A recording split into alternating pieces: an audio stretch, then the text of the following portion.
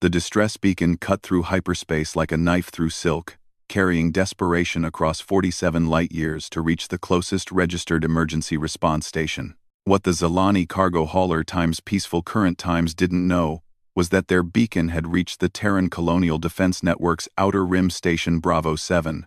Captain Lyra Vasquez was 3 hours into her night shift, nursing her second cup of synthetic coffee and reading incident reports. When the communication array lit up like a festival display, the universal distress pattern pulsed in urgent red across every screen in the command center. "Captain, we've got an emergency beacon," called Lieutenant Chen from the communications station. His fingers danced across holographic displays as he traced the signal's origin. Source appears to be unknown vessel class. Transmitting on standard galactic emergency frequencies. Lyra set down her coffee and moved to the central command station. Around her, the night crew snapped to attention as emergency protocols kicked in automatically. The station's lights shifted from soft blue to operational white. And throughout the facility, off-duty personnel received wake-up calls. "Distance and vector?" Lyra asked, pulling up the tactical display. 47 light-years, bearing 27 Mark IV. Signal strength suggests a medium-sized vessel, possibly commercial. Chen paused, frowning at his readings. "Captain, there's something odd about this transmission." "Define odd, Lieutenant." "The emergency code sequence. It's not asking for rescue. It's asking for protection. Military protection." Lyra felt the familiar tingle that came before action. In her 12 years with the Colonial Defense Network, she'd responded to hundreds of distress calls, pirates, equipment failures, medical emergencies, but this was the first time someone had specifically requested military assistance. "Get me a translation matrix on that signal. I want to know exactly what they're saying." She turned to the duty officer. "Commander Santos, begin fleet assembly procedures. Condition yellow throughout the sector." "Fleet assembly?" Santos looked surprised. "Captain, standard protocol for unknown distress calls is a single response vessel with support crew." "That would be the protocol if they were asking for rescue, Commander. They're asking for protection. That means someone is hunting them." Lyra's voice carried the authority of someone who'd learned to trust her instincts in the vast darkness between stars. "Begin the assembly." 20 minutes later, the translation came through. Chen's face had gone pale as he read the decoded message. "Captain, you need to hear this." He activated the speakers, and an alien voice filled the command center. The universal translator gave it a neutral, mechanical tone that somehow made the words more chilling. "This is Cargo Master Gel of the Zalani vessel times Peaceful Current **. We are under attack by Keth raiders. Repeat, we are under attack. Our escort has been destroyed. We carry 300 refugees from the outer colonies. The raiders are demanding surrender. We cannot comply. They will take the children for the slave markets. Please, anyone who receives this message, we need protection. We cannot hold out much longer." Coordinates follow.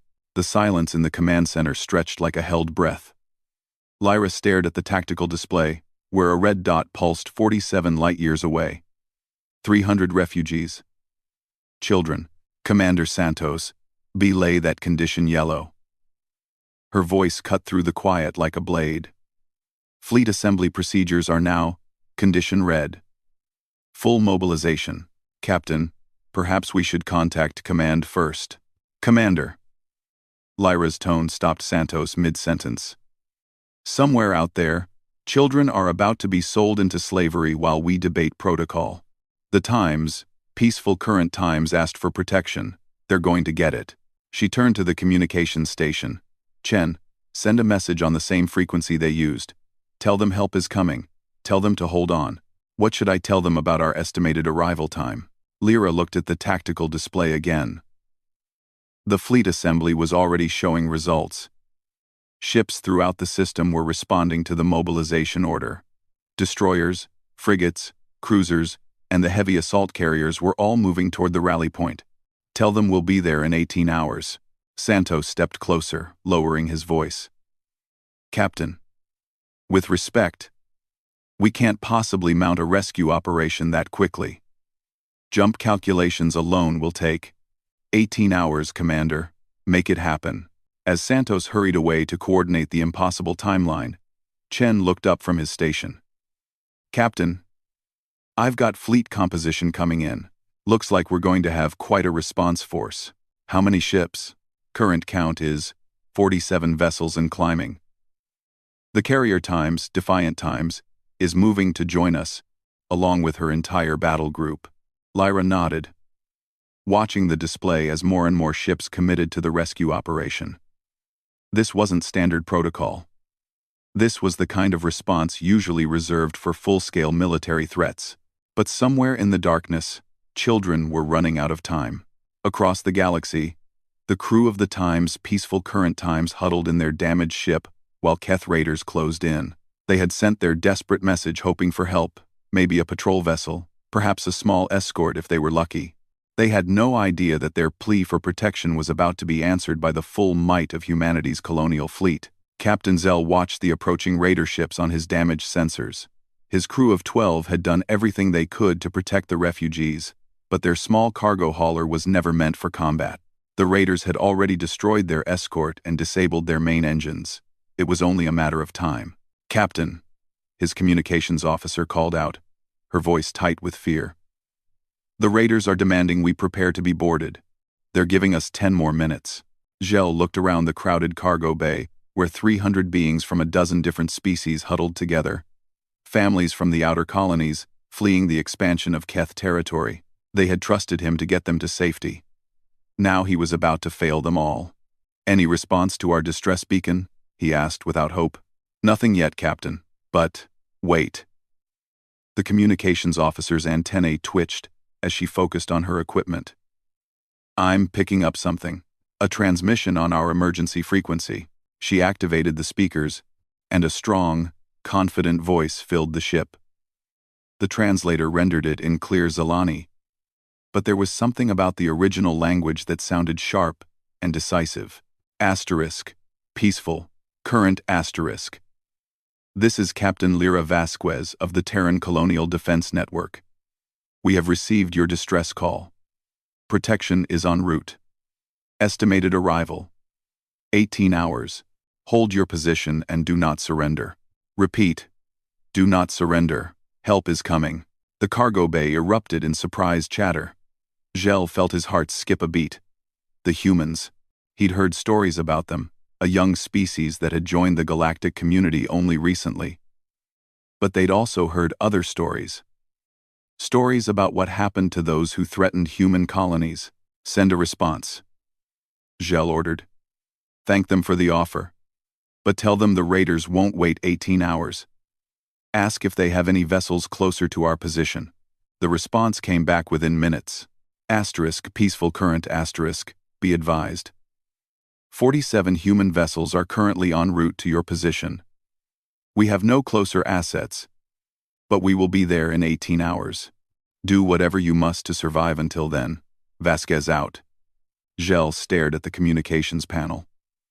47 ships? For a single cargo hauler and 300 refugees? His communications officer looked up at him with wide eyes. Captain, should I send a message asking if they made an error? 47 ships seems like no error, Zhel said quietly. He just remembered another story about humans, about their tendency to over-respond to threats. Signal the raiders. Tell them we're experiencing engine problems and need more time to prepare for boarding. But Captain, our engines actually are damaged. Exactly. Buy us every minute you can. In the raider fleet, Commander Vex of the Keth received the delay message with irritation. The cargo hauler was clearly stalling, but their engines really were damaged. His sensors confirmed that, and disabled cargo ships couldn't run away. How many more ships do we need to wait for? Asked his second-in-command. The Times Shadowblade Times and Times Void Hunter Times should be here within the hour. Then we'll have enough firepower to crack that hauler open like a seed pod. Vex studied the tactical display. Any sign of other vessels in the area? Negative, Commander. Long-range sensors show nothing but empty space.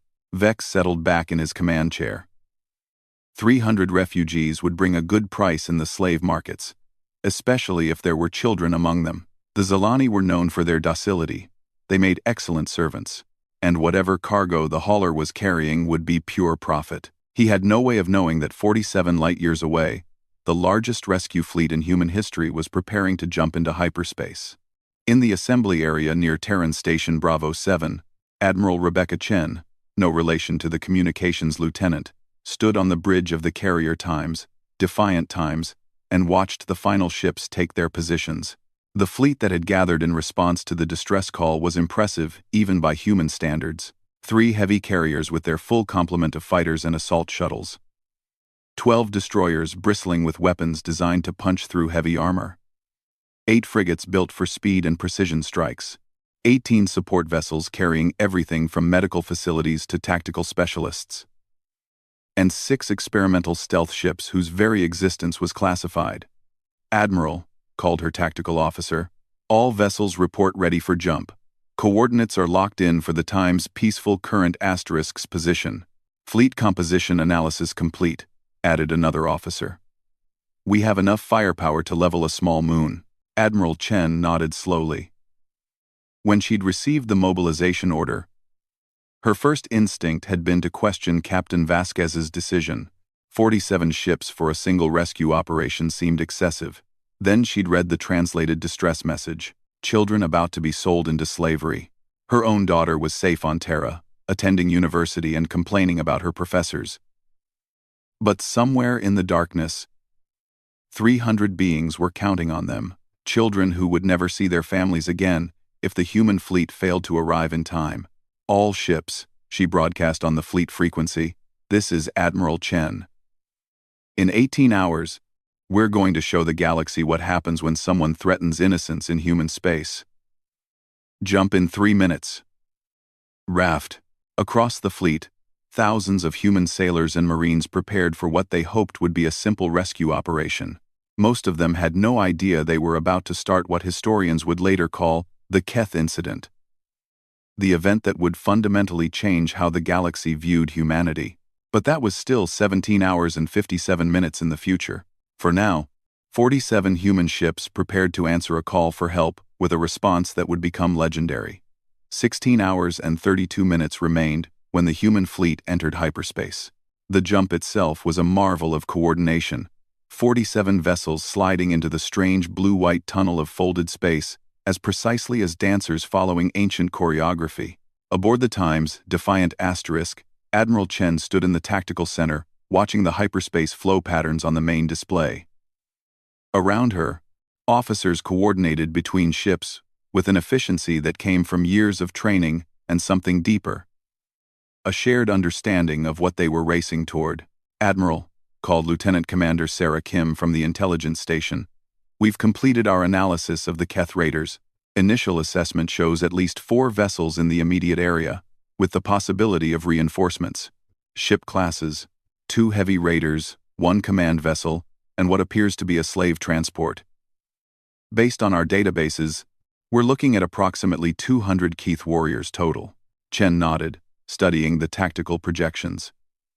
The Keth were known throughout the galaxy as effective pirates, but they'd never faced human forces in direct combat. Most species avoided them through diplomatic agreements or by hiring expensive private security. Humans had a different approach to dealing with slavers. "What's our intelligence on Keth combat doctrine?" "They rely on overwhelming smaller vessels with superior numbers and firepower.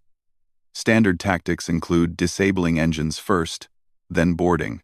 They prefer to take prisoners alive when possible. Slaves are worth more than salvage. And they've never fought humans before?" "Not according to our records, Admiral. Most galactic powers consider them a manageable nuisance rather than a serious threat." 17th.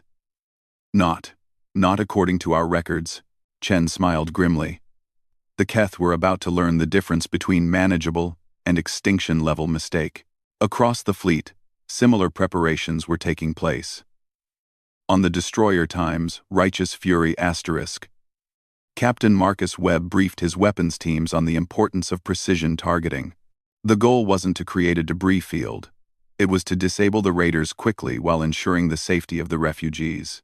Remember, Webb told his assembled department heads, our primary objective is the protection of non-combatants. Secondary objective is the capture of raiders for intelligence gathering. Tertiary objective is sending a message to anyone else who might consider slaving operations in this sector. His weapons officer, Lieutenant Sarah Park, raised her hand. Captain, what if the raiders try to use the cargo hauler as a shield? Then we board them, Webb replied simply.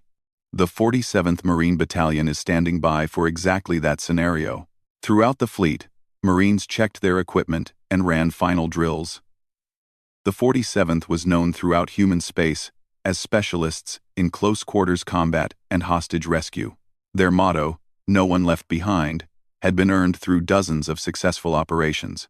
Staff Sergeant Maria Santos, no relation to Commander Santos from the station, led her squad through a final equipment check aboard the assault carrier Times, Vengeance *. Each Marine wore adaptive combat armor, capable of operating in vacuum, and carried weapons designed for precision rather than destruction. Listen up, Santos told her squad. Intelligence suggests 300 hostages aboard that cargo hauler. That means 300 reasons to be careful with our shots. We go in fast, we go in clean, and we bring everyone home. Private Johnson, a recent transfer from Earth, looked nervous. Sergeant, what if the pirates? What if they've already hurt the children? Santos's expression hardened. The answer to that question was, in Marine regulations. But it wasn't the kind of thing you discussed in briefings. If the Keth had harmed children, there wouldn't be prisoners to take. We'll deal with whatever we find, Johnson. Focus on your job. Meanwhile, on the Times Peaceful Current *, Captain Zell watched the raider ships maneuvering closer. His stalling tactics had bought them several hours. But the Keth were losing patience. Captain, his communications officer reported, the raiders are demanding immediate preparation for boarding. They say if we don't comply within 1 hour, they'll begin targeting our life support systems. Zell looked around the cargo bay where the refugees huddled in family groups. Parents held their children close, whispering reassurances they didn't believe themselves. The elderly sat quietly, having lived long enough to recognize hopeless situations. Any word from our human rescuers? Jules asked. Last communication was 4 hours ago. They confirmed they're en route but gave no updated time estimate. Gel activated the ship's internal communication system. His voice echoed through every compartment, reaching not just the refugees but his small crew. This is Captain Zell. I know you're all frightened.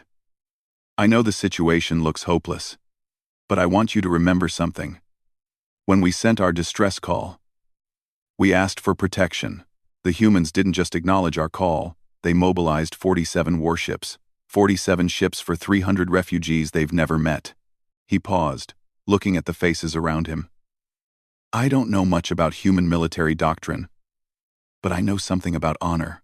A species that would send 47 ships to protect strangers is not a species that would abandon us to slavers. Hold on just a little longer. In the raider fleet, Commander Vex was growing impatient. The Times, Shadowblade Times, and Times Void Hunter Times had arrived as scheduled, giving him 6 ships total, more than enough to overwhelm a single cargo hauler, even if it had been armed. How much longer are we going to wait? Asked Captain Threx of the Times. Shadowblade *.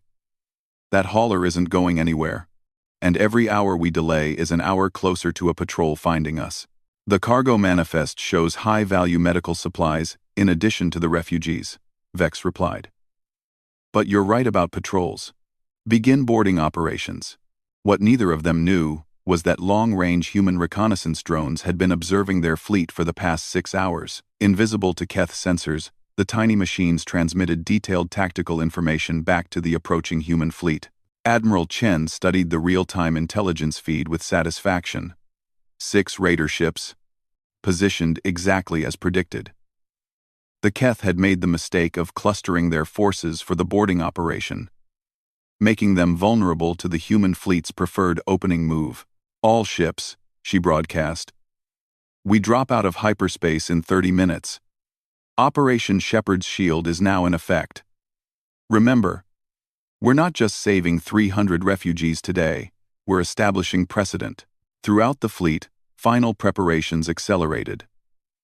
Fighter pilots ran through attack vectors while marine assault teams checked their breach charges. Medical personnel prepared triage areas for potential casualties. And in the communications centers, translators prepared messages in dozens of languages to ensure the refugees would understand they were safe. The humans had learned something important in their short time among the galactic community. When you're a relatively new species trying to establish your place among the stars, first impressions matter. And sometimes, the only way to make the right impression is to respond to a cry for help with overwhelming force. Captain Vasquez, still coordinating from Station Bravo 7, monitored the fleet's progress from her command center. She'd gambled her career on this operation, bypassing normal protocols to authorize the largest rescue mission in Colonial Defense Network history. Captain, Lieutenant Chen reported, we're receiving analysis from the fleet's reconnaissance drones. The raiders have begun boarding operations on the Times Peaceful Current **. Vasquez felt her chest tighten. After 16 hours of racing to the rescue, they might be too late. Time to fleet arrival? 28 minutes. Send a message to the Times Peaceful Current **. Tell them to hold on just a little longer. The reply came back faster than expected, transmitted on an emergency frequency from inside the cargo hauler. Captain Zell's voice was strained but determined. Captain Vasquez, we can hear the raiders cutting through our hull. My crew is preparing for boarding. The refugees are hidden in the secondary cargo bay. But they won't stay hidden long. Understood, * Peaceful Current *. Fleet ETA is 27 minutes. Do whatever you have to do. Captain Vasquez. Gel's voice carried across the void. Thank you. However this ends, thank you for trying. The transmission ended. Throughout Station Bravo 7, the staff stood in silence. 27 minutes had never felt so long.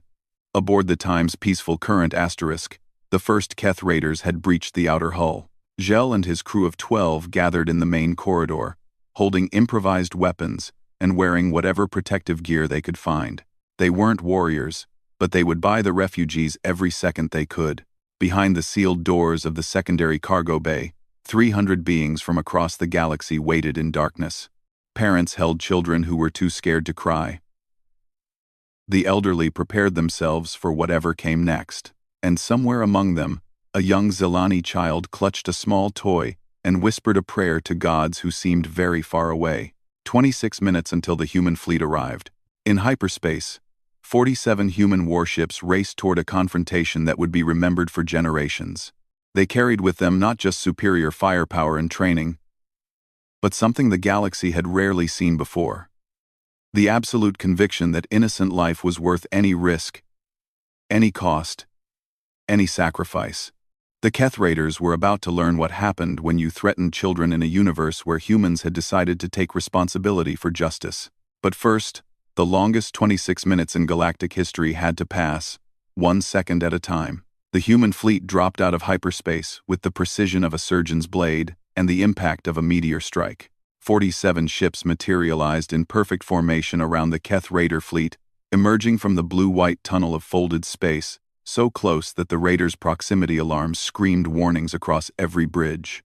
The humans had calculated their exit point to achieve maximum psychological impact, and they succeeded beyond their wildest expectations.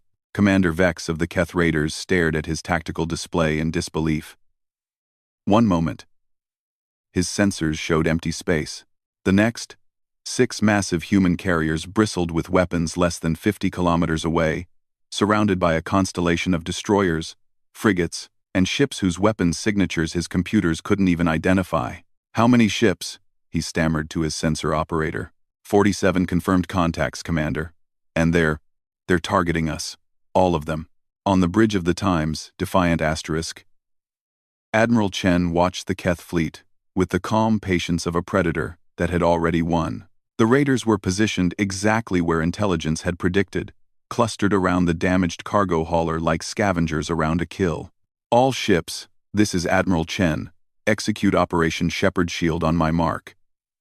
She opened a communication channel to the Keth fleet. The universal translator would handle the conversion, but she wanted to make sure there was no misunderstanding about humanity's position on slavery. Keth vessels? This is Admiral Rebecca Chen of the Terran Colonial Defense Network. You are in violation of Galactic Convention Article 7 regarding the protection of refugees. You will immediately cease your boarding operations and withdraw to a safe distance. You have 60 seconds to comply. The response came from Commander Vex, his voice tight with confusion and growing fear. Human Admiral, there has been some mistake. This is a simple salvage operation. The cargo vessel suffered engine failure, and we are providing assistance. Commander Vex, Chen replied, her voice carrying the weight of absolute authority. Our reconnaissance drones have been observing your fleet for 6 hours. We have complete tactical records of your boarding operation and your communications regarding slave markets. You now have 45 seconds to withdraw. Throughout the human fleet, weapon systems hummed to life. The Keth had never seen human military technology in action, but the energy signatures alone were enough to make their computers issue critical threat warnings. The firepower aimed at them could reduce their entire fleet to atoms in minutes. Admiral, Vex transmitted, desperation creeping into his voice, surely we can negotiate. The Galactic Trade Authority recognizes salvage rights. 20 seconds, Commander. On the Times Peaceful Current *, Captain Gel and his crew heard the new voices on the communication channels and felt hope flare for the first time in hours. The Keth boarding party had cut through 2 barriers and were working on the 3rd when their communications exploded with panicked chatter from their ships. What's happening? Demanded the Keth boarding leader, pressing his weapon against Gel's neck. Before Gel could answer, the Raider's communication device crackled to life. Commander Vex's voice strained with panic. All boarding parties return to ships immediately. We are withdrawing. Quote, the boarding leader looked confused. Commander, we haven't secured the cargo yet. Return to ships now. That's a direct order, but it was too late. Admiral Chen's 60 seconds had expired. All ships, her voice rang out across the human fleet, weapons free. Disable all Keth vessels. Priority is refugee safety. What happened next would be studied in military academies for decades. The human fleet moved with a coordination that seemed almost supernatural. Destroyers fired precise shots that disabled the Raiders' engines without breaching their hulls. Frigates launched boarding pods filled with Marines while fighters swarmed around the Raider ships to prevent any escape attempts. The entire engagement lasted 4 minutes and 17 seconds. Commander Vex watched helplessly as his flagship's engines died under precise human fire. Around him, his fleet suffered the same fate. Not destroyed, but completely neutralized. The humans had demonstrated something the galaxy had never seen before. The ability to disable an entire enemy fleet without killing anyone. All Keth vessels, this is Admiral Chen. Prepare to be boarded. Any resistance will be met with lethal force. You have 30 seconds to secure your weapons and gather in your main cargo areas. The boarding pods struck the Raider ships with mechanical precision. Marines poured out wearing armor that made them look like demons from ancient mythology. Their weapons were raised, but their movements were controlled and professional. Staff Sergeant Santos led her squad aboard the Keth command vessel, her boots ringing against the metal deck plates as she advanced toward the bridge. The Raiders had followed orders, dropping their weapons and backing away with their hands visible. Bridge secured, Santos reported. 17 Keth prisoners, no casualties. Similar reports came in from across the fleet. In less than 10 minutes, the entire Keth Raider force was in human custody, but the real rescue was just beginning. Captain Webb of the Times, Righteous Fury Times, brought his destroyer alongside the damaged Times, Peaceful Current Times, with the gentle touch of a surgeon. Human engineers immediately began assessing the damage while medical teams prepared to evacuate the refugees. Asterisk.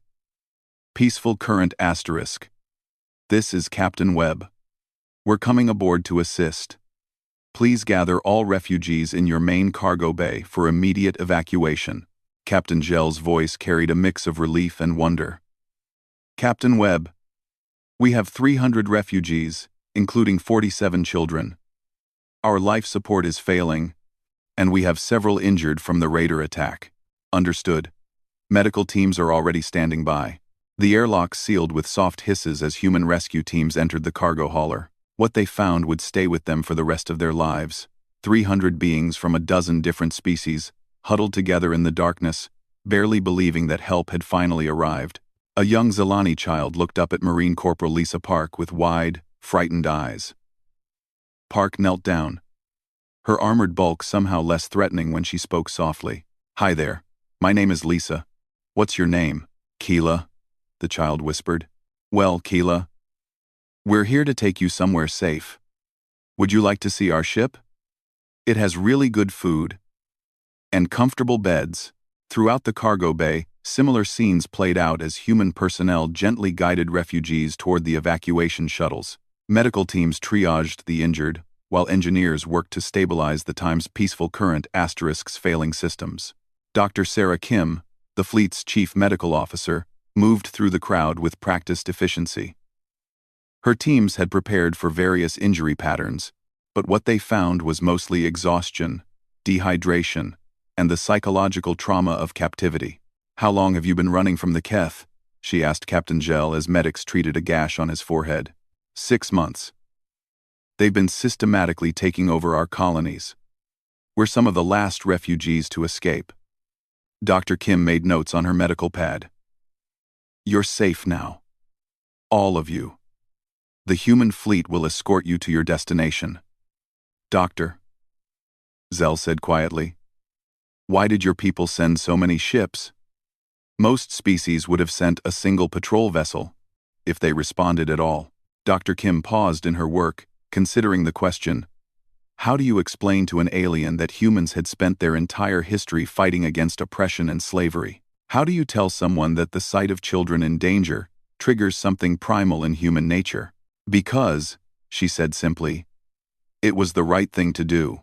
Within 3 hours, all refugees had been evacuated to human ships. The Times, Peaceful Current Times, was taken under tow for repairs, while the captured Keth vessels were secured for transport to the nearest human judicial facility. Admiral Chen stood in the Times Defiant Asterisks main briefing room, addressing her fleet commanders via holographic display. Around the table, the faces of 47 ship captains looked back at her. Men and women who had responded to a desperate plea for help with overwhelming force. "Ladies and gentlemen, today we've established several important precedents," Chen began. "First, we've demonstrated that attacks on refugees will not be tolerated in human space. Second, we've shown the galaxy that human response to threats against innocence is immediate and overwhelming." Captain Webb raised his hand. "Admiral, what about the Keth prisoners? They're demanding to speak with their government representatives." "The Keth will be turned over to the Galactic Justice Authority along with complete records of their slaving operations. I suspect they'll find that their government is very interested in avoiding further confrontations with human forces." What Admiral Chen didn't mention was the flood of communications already reaching human space from across the galaxy. Word of the rescue operation was spreading faster than light travel, carried by news networks and diplomatic channels. On the Zalani homeworld, the government issued an official statement thanking humanity for their intervention. Similar messages came from a dozen other species whose populations had been targeted by Keth slavers. But the most important communication came from an unexpected source. The Galactic Trade Authority, which had long considered Keth raiding to be a manageable problem, suddenly announced new regulations regarding refugee protection. The regulations were suspiciously similar to human military doctrine on the subject. 3 days later, the human fleet arrived at Terra Station Alpha with their rescued passengers. News crews from across the galaxy were waiting, eager to interview both the rescuers and the rescued. Young Kayla, the Zalani child who had been terrified in the cargo bay, now wore a human Colonial Defense Network cap that was far too big for her head. She sat on Corporal Park's lap during the press conference, no longer afraid of the armored figures who had become her protectors. "Will you visit us on our new home?" Keela asked Park as the cameras rolled. "I'd like that very much," Park replied, her voice soft despite the armor's voice modulator. The interview was broadcast across the galaxy, showing a side of human nature that many species had never seen. The same warriors who had disabled an entire raider fleet in minutes were gentle enough to comfort frightened children. Captain Vasquez watched the broadcast from her command center on Station Bravo 7, where this entire operation had begun. Her gamble had paid off in ways she'd never imagined. The rescue of 300 refugees had somehow become humanity's introduction to the galaxy as a major power. Lieutenant Chen approached her with the latest intelligence reports. "Captain, we're getting interesting data from across the sector. Pirate activity has dropped by 60% in the last week.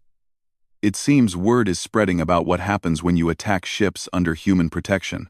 Vasquez nodded, studying the tactical displays that showed human patrol routes expanding to cover new areas of space. Other species were requesting human escorts for their refugee convoys. Trade routes that had been considered too dangerous were suddenly seeing increased traffic. "What's the fleet status?" she asked.